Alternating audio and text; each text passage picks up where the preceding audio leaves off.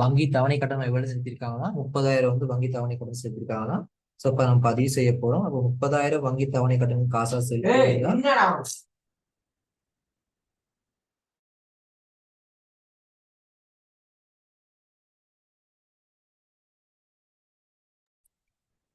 சரி அப்ப 30,000 வந்து வங்கி தவணை கட்டணம் வந்து காசா செலுத்தி இருக்கிறாங்கன்னா சோ அப்ப அதை நம்ம பதிவு செய்ய போறோம். அப்ப 30,000 வங்கி தவணை கட்டணம் காசா செலுத்தி இருந்தா காசு குறைவடைய போகுது.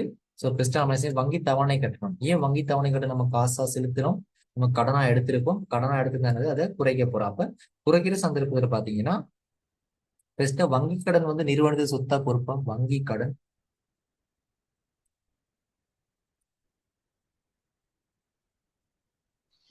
பொறுப்புண்ணா. வங்கி கடன். அப்போ வங்கி கடனுக்கு நீங்க காசா கொடுத்தீங்கன்னா பொறுப்பு கூடுமா பொறுப்பு குறையுமா? பொறுப்பு குறைவுண்ணா. பொறுப்பு குறைவடையும். அப்ப வங்கி கணக்கு வங்கி வங்கி தவணை கட்டணம் போடலாம். இப்ப வங்கி கணக்கு தரப்போகுது. வங்கி தவணை கட்டண கணக்கு போட்டலாம் முடியுதா? வங்கி கணக்கு வரவு எவ்வளவு வரப்போகுதுன்னா 30,000 பாத்தீங்கன்னா வங்கி கணக்கு வங்கி தவணை கட்டண கணக்கு வங்கி கணக்கு எதுனா ஓகே தான் வரவு. அதே மாதிரி பாத்தீங்கன்னா செலவு எது இருப்பதுன்னா காசு கணக்கு செலவு 30,000 ரூபாய். காசு கணக்கு செலவு 30,000 ரூபாய். காசையும் காசு நிறுவனம் குறைவடைய போகுது. அப்ப காசு கணக்கு செலவு 30,000 ரூபாய்.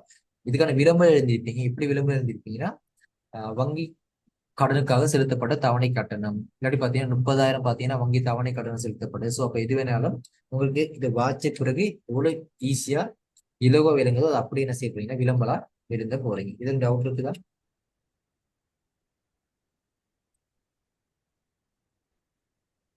இல்லண்ணா. அடுத்து பார்த்தவங்க இதுல என்ன சொல்றாங்கன்னா 15,000 வட்டி உள்ளடங்களாக என்எஸ்பி வங்கிக்கு செலுத்திய தவணை கட்டணம் பார்த்தீங்கன்னா 45,000 ரூபாய். அப்ப என்ன சொல்றாங்கன்னா வட்டி உள்ளடங்களாக இது ரொம்ப முக்கியம். வட்டி உள்ளடங்களாக செலுத்திய காசு. சோ நீங்க போடுங்க செலுத்திய காசு எவ்வளோ 45,000 ரூபாய். செலுத்திய காசு எவ்வளோ 45,000 ரூபாய். செலுத்திய காசு எவ்வளோ 45,000 ரூபாய். வட்டி உள்ளடங்களாக இந்த கட்டணது வட்டி வட்டி உள்ளடங்கலாக 45,000 காசா செலுத்தி இருக்கிறாங்க. சரியா? அப்ப உண்மையான தவணை கட்டணத்தை கண்டுபிடிக்கணும். அப்ப தவணை கட்டணம் நமக்கு எவ்வளவு தெரியாது. அப்ப தவணை கட்டணத்தை கண்டுபிடிக்கணும். தவணை கட்டணத்தை கண்டுபிடிக்க வந்து 2 முறையில கண்டுபிடிக்கணும். இது வந்து இதெல்லாம் ஒரு பெரிய கஷ்டம் இல்லை. சரியா? ஈஸியா கண்டுபிடிச்சிடலாம். இது என்ன சொல்றாங்கன்னா 15,000 வட்டி உள்ளடங்கலாம். இது என்ன சொல்றாங்கன்னா 15,000 வட்டி உள்ளடங்கி இருக்குதான். அப்ப 15,000 வட்டி உள்ளடங்கி இருக்குது. சோ 15,000 வட்டினா மொத்தம் 45,000 நீங்க செலுத்த போறீங்க. 45,000 செலுத்தக்குள்ள பாத்தீங்கன்னா 15,000 வட்டி சொல்றாங்க. அப்போ உண்மையான தவணை கட்டணம் எவ்வளவு இருக்குது 45,000 மைனஸ் எவ்வளத்தை கழிக்க போறீங்க 15,000 கழிக்க போறோம். ஏன் 15,000 கழிக்கிறீங்கன்னா உண்மையான தவணை கட்டணத்தை கண்டுபிடிக்க. சோ அப்போ உண்மையான தவணை கட்டணம் பாத்தீங்கன்னா எவ்வளவு வரப்போகுதுன்னா 30,000 பாத்தீங்கன்னா உண்மையான தவணை கட்டணமா இருக்கும். 30,000 பாத்தீங்கன்னா அது உண்மையான தவணை கட்டணமா இருக்கும். சரி உண்மையான தவணை கட்டணம். சரி ஏன் இந்த வட்டியை நம்ம தனியா செய்யறோம்னா வட்டி என்பது பாத்தீங்கன்னா நிறுவனத்துக்கான ஒரு செலவு. நீங்க கடனா எடுத்திருந்தா கண்டிப்பா அந்த கடனை என்ன செய்யணும் திரும்ப செலுத்தணும். அது நிறுவனத்துக்கான பொறுப்பு. ஆனா இது வட்டி பாத்தீங்கன்னா நிறுவனத்துடைய லாபத்துல இருந்து நம்ம செலுத்துறோம். நிறுவனத்துடைய லாபத்துல இருந்து செலுத்துறதுனால பாத்தீங்கன்னா இது வந்து பாத்தீங்கன்னா நம்ம தனியா கண்டுபிடிச்சு செய்ய வேண்டிய ஒரு செம்மையாக்கமா காணப்படும். சரியா? இப்போ நம்ம கண்டுபிடிச்சிட்டோம்.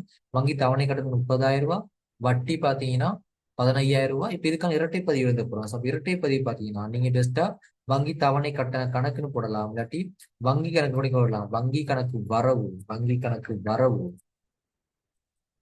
எவ்வளவு வரவு பதிவு செய்யறீங்க 30,000 ரூபாய். ஏன் 30,000 மாத்திரம் பதிவு செய்யறீங்கன்னா வங்கி கடன் பாத்தீங்கன்னா 45,000 குறையுமா 30,000 குறையுமா? வங்கி கடன் 30,000 போட்டிருக்கேன். இது சரியா இல்லாட்டி பிழையா?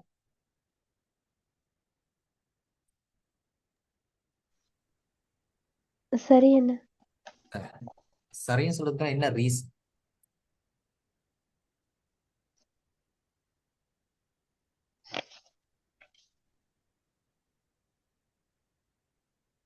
அதுல வந்து நான் வட்டியோட சேர்த்துதானே 45,000 கட்டுறோம். சோ வட்டி சரி ஓகே. வட்டி 45,000 ஓகே அது சரி. இந்த கேள்வி வந்து ஏன் வட்டி வந்து செலுத்தினா வங்கி கடன் தவணை கட்டணம் குறையுமா கூடுமா? வட்டி செலுத்தினா தவணை கட்டணம் கூடுமா குறையுமா?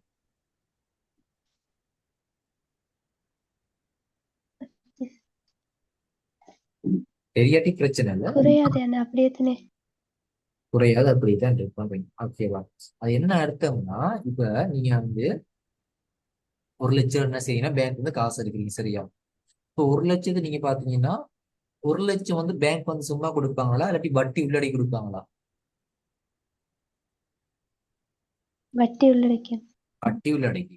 ஸோ இப்போ வட்டி வந்து நீங்க கடனா எடுத்தீங்கன்னா யாருக்கு வருமானம், யாருக்கு செலவு? நீங்க ஒரு பேங்க்ல போய் 1 லட்ச ரூபாய் கடன் எடுக்கிறீங்க.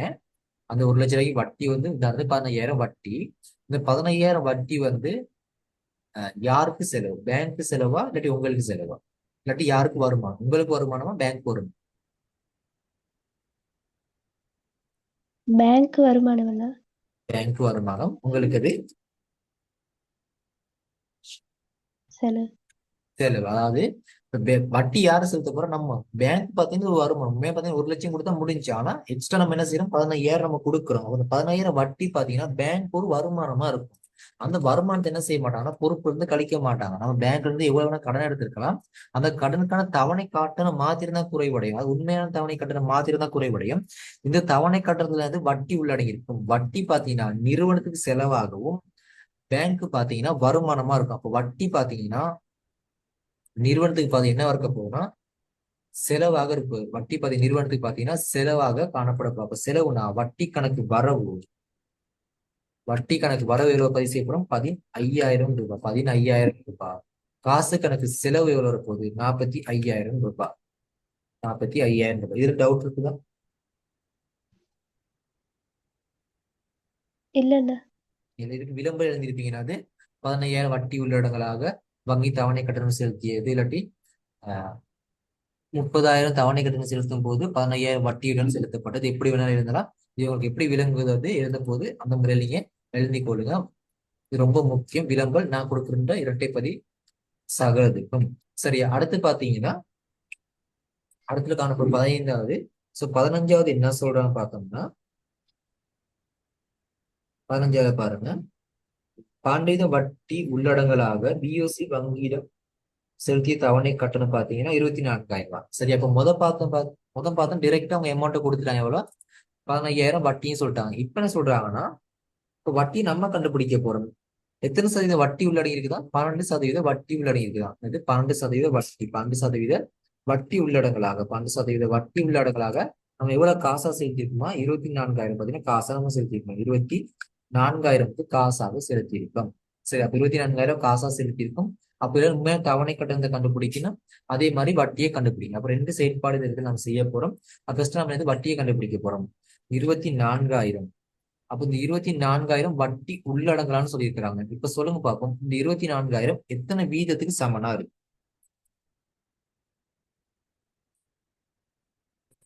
எத்தனை வீதத்துக்கு சமனா இருக்கு?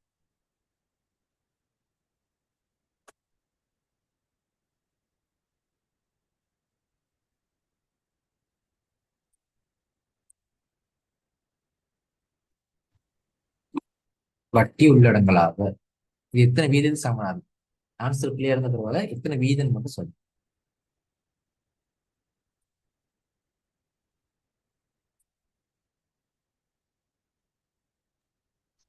என்னதுண்ணா? வங்கி தவணை கட்டணத்துக்கு 12% வட்டி உள்ளடங்கலாகினது 24,000 செலுத்தியிருக்கிறாங்க. இந்த கேள்வி வந்து இந்த 24,000 வந்து எத்தனை வீதத்துக்கு சமனா இருக்கும்? 100 வீதத்துக்கு. வீதத்துக்கு.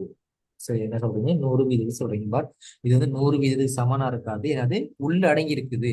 அப்ப நம்ம என்னைக்கும் பாத்தீங்கன்னா 100 வீதம் தான் நம்ம கணக்கு செய்யும். ஓகேவா? 100 வீதம் தான் கணக்கு செய்யும். அதுல எந்த இது பிரச்சனையும் இல்லை. ஆனா என்ன சொல்லியிருக்காங்க? இந்த 12% வட்டி உள்ளடங்கி இருக்குது. இப்ப உள்ளடங்கி இருந்தா இந்த 100 வீதத்தோட கூடுமா குறையும்?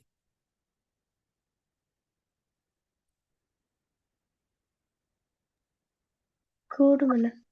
கூடும். பிளஸ் எவ்வளவு அதிகரிக்க போகுது? 12 வீதம் அதிகரிக்க போகுது. பிளஸ் 12 வீதம் அதிகரிக்க போகுது. இப்ப எத்தனை வீதம் சமனா இருக்கு? 112 வீதத்துக்கு சமனா இருக்கும். உள்ள அடங்கி இருந்தா அதோட சேர்த்து கூட்டியிருப்பாங்க. அப்ப மொத்தம் எத்தனை வீதம் சமனா இருக்க போகுது? 112 வீதத்துக்கு சமனா இருக்க போகுது. அப்ப இந்த 24,000 பாத்தீங்கன்னா எத்தனை வீதத்துக்கு சமனா இருக்கும்? 112 வீதத்துக்கு சமனா இருக்கும். இதுல நம்ம என்ன செய்யணும்? ஒரு வீதத்தை கண்டுபிடிக்கணும். ஏன் ஒரு வீதத்தை கண்டுபிடிக்க போறீங்க? ஒரு வீதம் கண்டுபிடிச்சதான் வட்டி எவ்வளவு கண்டுபிடிக்க, அதே மாதிரி உண்மையான தவணை கட்டணத்தை கண்டுபிடிக்க. அப்ப என்ன செய்ய போறீங்க? 24,000. சோ 24,000 பிரிக்க போறீங்க 112ஆல. நினைக்கிறேன் அமௌண்ட் வந்து ஃபுல்லா தசத்துல வரும்னு நினைக்கிறேன். செஞ்சு பாருங்க. ஃபுல்லா தசத்துல வரும் 24,000. ஸோ 24,112 பிரிச்சுங்க நமக்கு வந்திருக்கும் ஒரு வீதம் வந்திருக்கும் 214 தசம் 3 போடும். ஓகே, 24.3. ஸோ 214.3 வந்திருக்கு. அப்போ ஒரு வீதம் தான் 214.3னா இதை நீங்க என்ன செய்யலாம், 100ஆல் பெருக்குனீங்கன்னா உண்மையான தவணை கட்டணம் வரும், 12ஆல் பெருக்குனீங்கன்னா வட்டி மட்டும் வரும். ஸோ 12ஆல் நம்ம பெருக்கும். ஸோ நம்ம என்ன செய்யலாம், 12ஆல் பெருக்க போறோம். 214 தர 214.3 தர பெருக்க போறோம். எத்தனையால? 12ஆல பெருக்க போறோம். ஸோ 12ஆல பெருக்கணும்னா வட்டி எவ்வளவு வந்திருக்கும் பாத்தீங்கன்னா 2,571.6.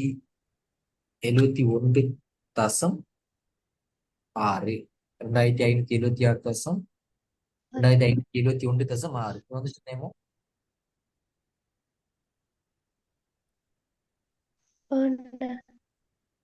அடுத்து என்ன செய்யணும்னா 100 வீதத்தை கண்டுபிடிக்கும். 100 வீதத்தை கண்டுபிடிக்க 214.3 பெருக்க போறோம். எத்தனை பெருக்க போறோம்? அதே 100 வீதத்தால் பெருக்க போறோம். உண்மையான தவணை கட்டணத்தை கண்டுபிடிக்க. ஸோ அப்போ 100 வீதத்தால் பெருக்கணும்னா எவ்வளவு வரப்போகுதுன்னா 214.3 தர 100 பெருக்கணும்னா எவ்வளவு வரப்போகுதுன்னா 21,430 வரும். சரியா? நீங்க இப்படியும் கண்டுபிடிக்கலாம். அப்படிலாம் பாத்தீங்கன்னா ஸோ இந்த இடத்துல பாத்தீங்கன்னா மொத்த 24,000 இருந்து இந்த அமௌண்ட் கழிச்சாலும் சரியா தானே வரும். இன்னும் பாத்தீங்கன்னா 100 வீதம் என்ற அடிப்படையில் பாத்தீங்கன்னா டிரெக்டா டெசிமல்ல வராம டிரெக்ட் அமௌண்டா நீங்க இது வந்துருக்குது. ஸோ இது இருந்து கழிச்சு பார்த்தாலும் சின்ன ஒரு டிஃப்ரெண்ட் தான் வரும். ஸோ அதில் பார்ப்போம்.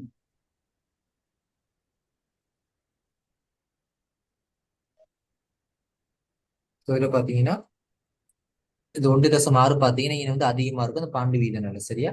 ஸோ அப்போ இதுல இருந்து கழிச்சாலும் சேம் அமௌண்ட் தானே வரும். ஸோ இது அப்படியே பதிவு செய்யறேன். அப்ப வட்டி பார்த்தீங்கன்னா 2,570 2,570 போடுங்க. ஓகே, 2,570.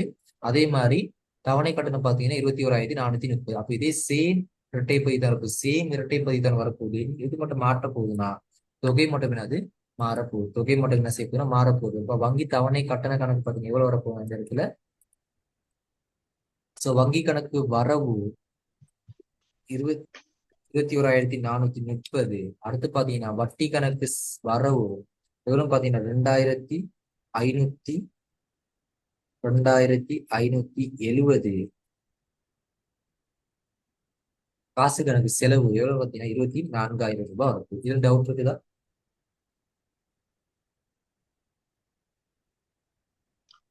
அண்ணா அதை திரும்ப விளங்கப்படுத்திடுங்க. இதுல என்ன சொல்றாங்கன்னா அந்த இரட்டை பை சரியா வாச்சிக்கொள்ளுங்க.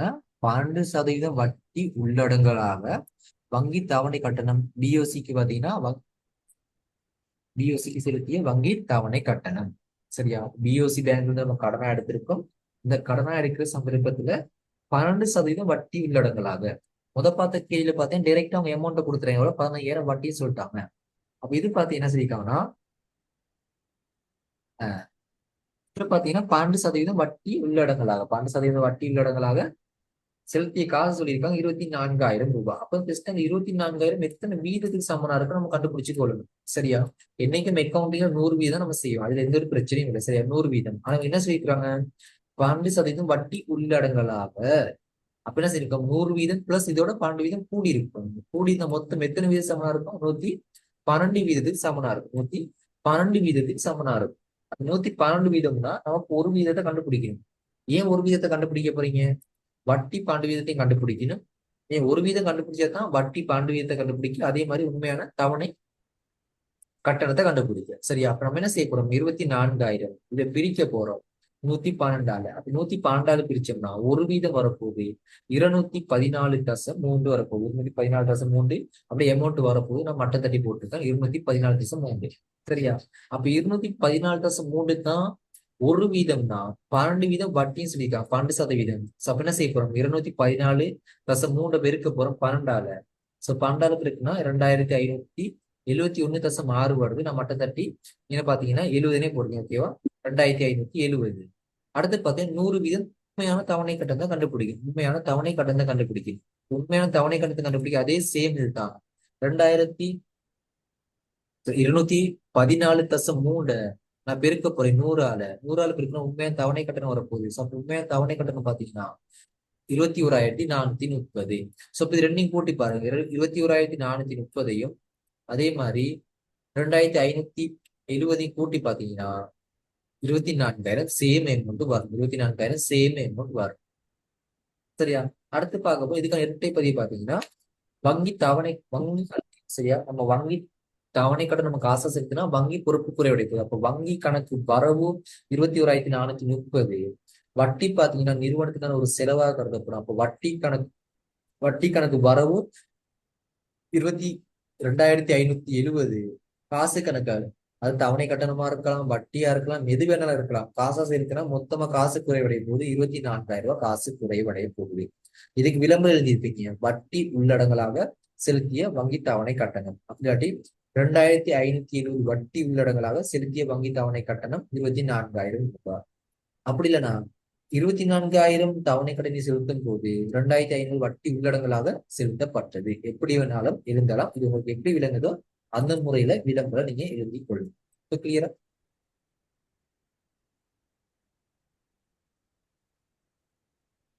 கிளியர். சரி, அடுத்து பார்க்க போறோம் 16வது. 16வது என்ன சொல்றாங்க? 16வது பாத்தீங்கன்னா உரிமையாளர் காசு பற்று. அடுத்து என்ன சொல்றாங்கன்னா உரிமையாளருடைய காசு பற்று. அப்ப உரிமையாளருடைய காசு பற்று நிறுவனத்துக்கு செலவா இல்லையா?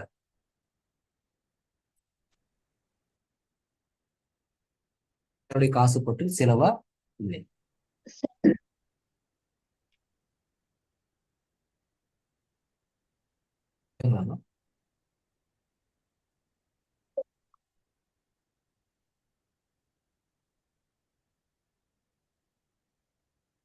ஆன்சர் பிள்ளையானா பரவாயில்ல, பிரச்சனை இல்லை. சொன்னாதான் தெரியும். செலவு என்ன பற்று? பற்று ஒரு செலவு. அவன் நல்லா ஞாபகம் வச்சுக்கணும், பற்று செலவு அல்ல. பற்று ஒரு செலவு அல்ல. ஏன் செலவு அல்லன்னா உரிமையாளர் எந்த நோக்கத்துல வணிகத்தை ஆரம்பிக்கிறாரு?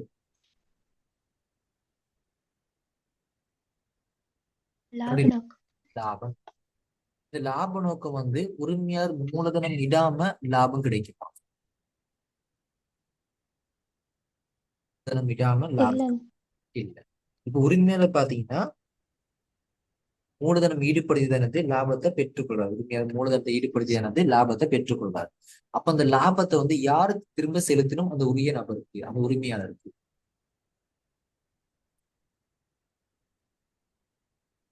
அன்னைக்கு எக்ஸ்பிளைன் பண்ணேன். சரி, உரிமையாளருக்கு லாபத்தை யார் பெற்று தர?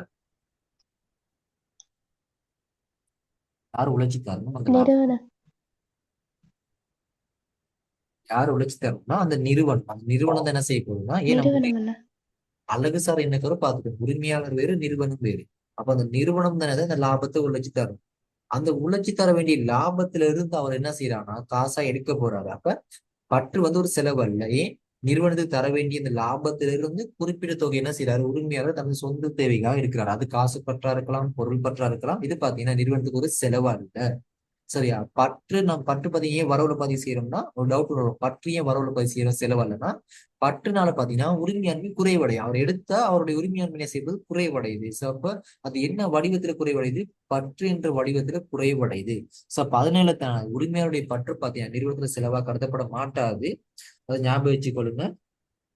அது காசு பற்றாக இருக்கலாம், பொருள் பற்றாக இருக்கலாம், எந்த ஒரு பற்றாக இருந்தாலும் அது செலவு அல்ல. அடுத்து காசு பற்று கணக்கு வரவு. ஏன் பற்று பாத்தீங்கன்னா பற்றின் மூலம் உரிமையாண்மை குறைவடையும். பற்று கணக்கு வரவு 50,000 ரூபாய். பற்று செஞ்சா காசு குறைவடைய போகுது. காசு கணக்கு செலவு 50,000 ரூபாய். சோ காசு பற்றா இருந்தா காசு பற்று கணக்கு வரும். அதே மாதிரி பொருள் பற்றா இருந்தா பொருள், அதாவது பற்று கணக்கு வரவு, பொருள் கணக்கு செலவுன்னு வரும். விளம்பரம் எழுதியிருப்பீங்க, காசு பற்று ரூபாய் 50,000. அப்படி இல்லைன்னா உரிமையாளர் தனது சொந்த தேவைக்காக காசா பற்றியது 50,000. அடுத்த 50,000 பெருமதியான காசாக உரிமையாளர் எடுத்துக்கொண்டார். இப்படி வேணாலும் விலங்கல் எடுக்கலாம். இதுல டவுட் இருக்குதா?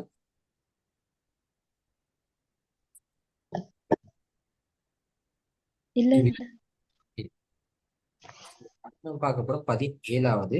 17வது பாருங்க என்ன சொல்றாங்கன்னா, உடன் காசு கொள்வனவில் 3 லட்சம் ரூபாய். உடன் காசு கொள்வனவிலோ 3 லட்சம் ரூபாய் சொல்றாங்க. உடன் காசு கொள்வனம்னா உங்களுக்கு தெரியும், அதை பெருசா நான் எக்ஸ்பிளைன் பண்ண தேவையில்ல. காசு கொள்வனவா இருந்தா கொள்வனோ இருப்பு வந்திருக்கு. அப்போ கொள்வனோ கணக்கு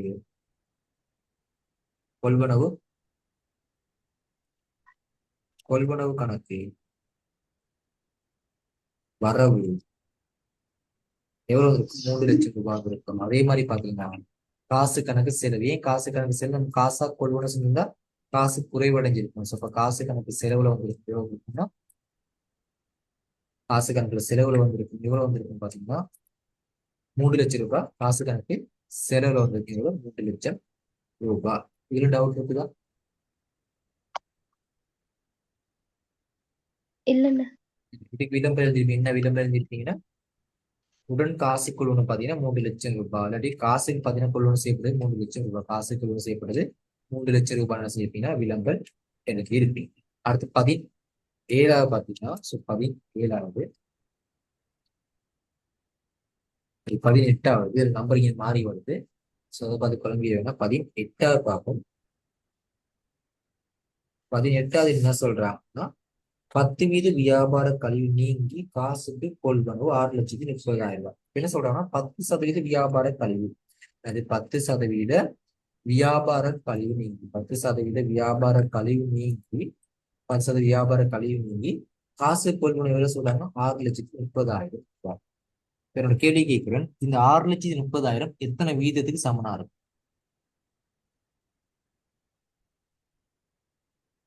100 வீதத்துக்கு. 100 வீதமா?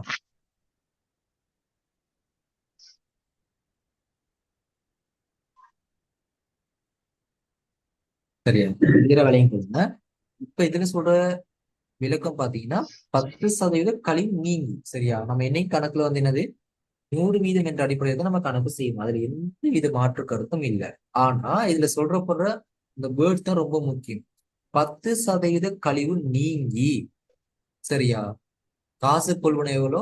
6,30,000. 10% வியாபார கழிவு நீங்கி. அப்ப நீங்கினா கழிச்சிருப்பாங்களா கழிச்சிருக்க மாட்டாங்களா? நீங்கினா கூடி இருக்குமா குறைஞ்சிருக்கும்? நீக்கப்பட்டு குறைஞ்சிருக்குண்ணா. குறைஞ்சிருக்கும். அப்ப மொத்தம் 100 வீதம் நம்ம கணக்கு செய்யக்கூடாது. அதுல எந்த பிரச்சனை இல்லை, 100 வீதம். ஆனா என்ன சொல்றாங்க, 10% நீங்கி இல்லாட்டி கழிக்கப்பட்டு. அப்ப 10% கழிச்சோம்னா 10% கழிச்சோம்னா பேலன்ஸ் எவ்வளவு வரப்போகுது? 90 வீதம் வரப்போகுது. எவ்வளவு வரப்போகுது? 90 வீதம் வரப்போகுது. பேலன்ஸ் எவ்வளவு? 90 வீதம். 90. அப்ப இந்த 6,30,000 எத்தனை வீதத்துக்கு சமனா இருக்கும்? 90 வீதத்துக்கு சமனா இருக்கும். 6,30,000 எத்தனை வீதத்துக்கு சமனா இருக்கும்? 90 வீதத்துக்கு சமனா இருக்கும்.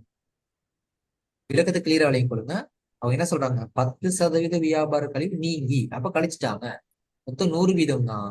அந்த 100 வீதத்துல 10% கழிச்ச பேலன்ஸ் எவ்வளவு? 90%. அப்ப இந்த 6,30,000 90% சமனா இருக்கும். சரியா? இப்ப அடுத்த கேள்வி, வியாபார கழிவுக்கு ஏதாச்சும் நம்ம பதிவு செய்யணுமா?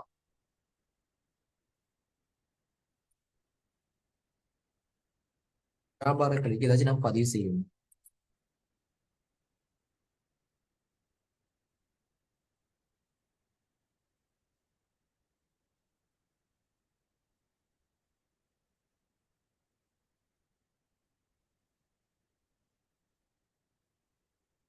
வியாபார கழிவுக்கு நம்ம ஏதாச்சும் ஒரு பதிவு செய்யுமான்னு இந்த கேள்வி.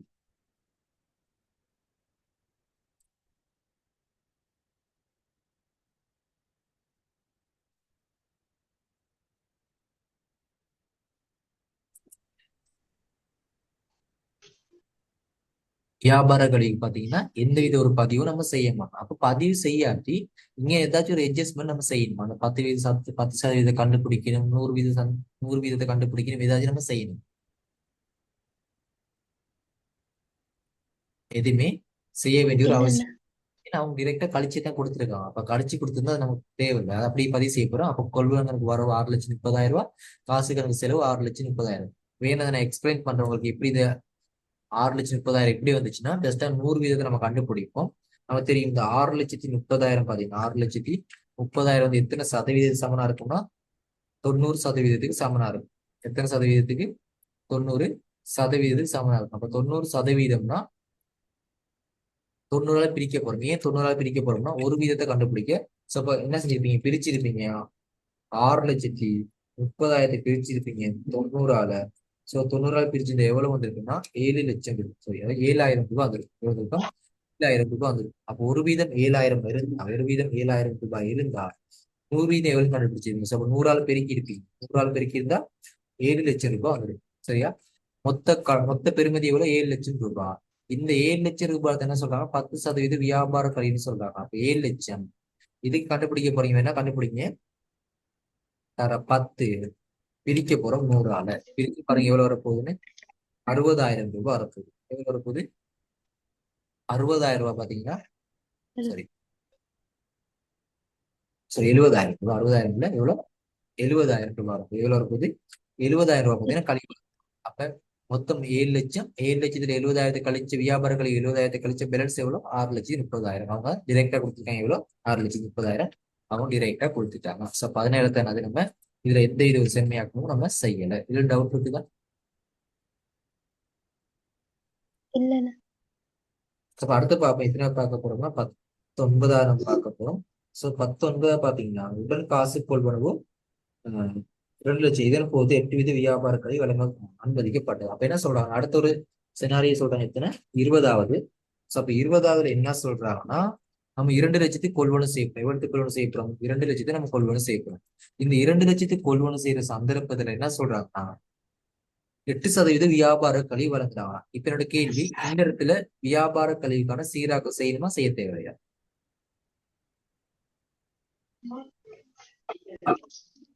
செய்யணும்ண்ணா. செய்யணும். ஏன்னா இந்த இடத்துல கழிக்கப்படல அவங்க சொல்லியிருக்காங்க. இந்த இடத்துல வியாபார கழிவு கழிக்கலன்னு சொல்லியிருக்காங்க. அப்ப நம்ம என்ன செய்யணும்?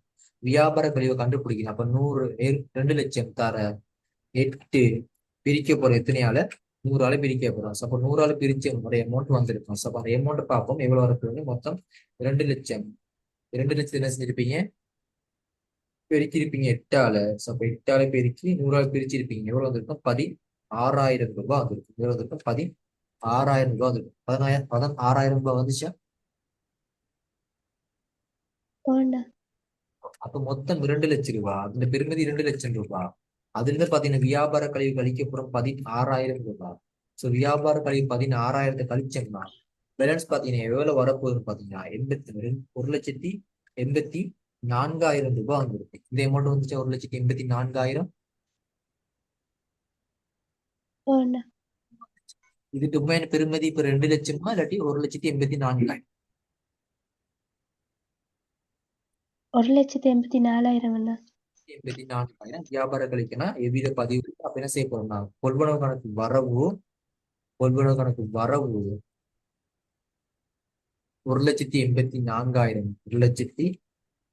1,84,000. அதே மாதிரி காசு கணக்கு செலவு 1,84,000. 84,000. இதுல ஏதாச்சும் டவுட் இருக்குதா? இல்லண்ணா. ஓகேங்க. இதுக்குள்ள கிளியரா இருக்குன்னு நினைக்கிறேன். அடுத்து பாத்தீங்கன்னா என்ன இருக்குன்னா வெட்டு உள்ளடங்களாக இருக்கு. சொல்றேன். ஸோ வெட்டு உள்ளடங்களாக இருக்குது. அடுத்து பாத்தீங்கன்னா வருமதி வருமானம். அதுக்கு பிறகு பாத்தீங்கன்னா கடன் பற்றோர் தொடர்பானது இருக்குது. அடுத்து பாத்தீங்கன்னா அட்டூர் தொடர்பானது இருக்குன்னு நினைக்கிறேன். அட்டூர் தொடர்பானது இருக்குன்னு நினைக்கிறேன். ஸோ அப்ப இதெல்லாம் பாத்தீங்கன்னா அட்டூர் தொடர்பானது, முற்பண செலவு தொடர்பானது, அதே மாதிரி முற்பண வருமான தொடர்பானதெல்லாம் இருக்குது. ஸோ அப்ப இதெல்லாம் நம்ம எப்போ பார்க்க போறோம்னா நெக்ஸ்ட் கிளாஸ்ல பார்க்க போறோம். நெக்ஸ்ட் கிளாஸ் நம்ம இது தொடர்பாக நம்ம என்ன செய்ய போறோம்னா பார்க்க போறோம். இதுல டவுட் இருக்குதா?